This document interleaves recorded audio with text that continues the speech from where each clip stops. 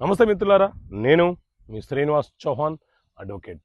మిత్రులారా, వారసత్వపు ఆస్తులకు సొంత ఆస్తులకు మధ్య తేడాలేంటి? అసలు వారసత్వపు ఆస్తి అంటే ఏంటి, సొంత ఆస్తులు అంటే ఏంటి? ముందుగా వారసత్వపు ఆస్తుల గురించి తెలుసుకుందాం.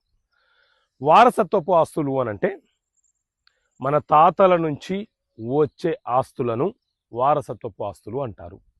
అది ఏ ఆస్తి అయినా కావచ్చు, అగ్రికల్చర్ ల్యాండ్ కావచ్చు, ఒక ప్లాట్ కావచ్చు, ఒక ఇల్లు కావచ్చు, లేకపోతే అపార్ట్మెంట్లోని ఫ్లాట్ కావచ్చు, ఏదైనా సరే మన తాతల నుంచి మన తండ్రులకు, మన తండ్రుల నుంచి మన వద్దకు వచ్చేసరికి ఆస్తులను వారసత్వపు ఆస్తులను పిలుస్తుంటారు.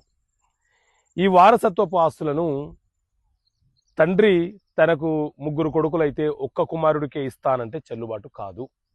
ఒక్క కుమారుడికే వీలునామనో లేకపోతే గిఫ్ట్గా రాసిస్తానంటే చెల్లుబాటు కాదు. వారసత్వపు ఆస్తిలో జన్మతహాగా తల్లి గర్భంలో ఉన్నప్పటి నుంచే ఆ వారసులకు హక్కులు సంక్రమిస్తాయి. అంటే వారి వాటా కోరే హక్కు వాళ్ళకు వచ్చేస్తుంది. ఈ వారసత్వపు ఆస్తులు ఏ ఒక్కరికో వీలునామా రాసినా చెల్లుబాటు కాదు. గుర్తుపెట్టుకోండి, ఏ ఒక్క కొడుకుకో ఏ ఒక్క కూతురుకో రాసిన చెల్లుబాటు కాదు. ఎందుకంటే అది తరతరాలుగా వచ్చింది కాబట్టి మన తండ్రులకు కూడా ఆస్తుల మీద హక్కులు ఉండవు. ఎవరైనా ఒక వ్యక్తి సంపాదించిన ఆస్తి ఎవరికి అమ్మకుండా, ఎవరికి వీలునామా రాయకుండా, ఎవరికి జీపీఏ ఏజీపీఏ ఇలాంటివి ఏమి చేయకుండా చనిపోతే ఆటోమేటిక్గా ఆ ఆస్తి వారసత్వపు ఆస్తిగా మారిపోతుంది. ఎందుకంటే ఆ తండ్రి నీకు ఎంతనో నాకు అంతే కాబట్టి, మనము సోదరులం కాబట్టి మనం అందరము సమానంగా పంచుకునే పరిస్థితి ఏర్పడుతుంది. అది వారసత్వపు ఆస్తికి సంబంధించిన విషయం. అదే సొంత ఆస్తి అని అంటే ఎవరైనా తన కష్టార్జితంతో సంపాదించిన ఆస్తిని సొంత ఆస్తి అని అంటారు. అది ఒక పురుషుడైనా కావచ్చు, ఒక మహిళ అయినా కావచ్చు, ఎవరైనా సరే ఆ ఆస్తి మీద వాళ్ళకే పరిపూర్ణమైనటువంటి హక్కులు ఉంటాయి.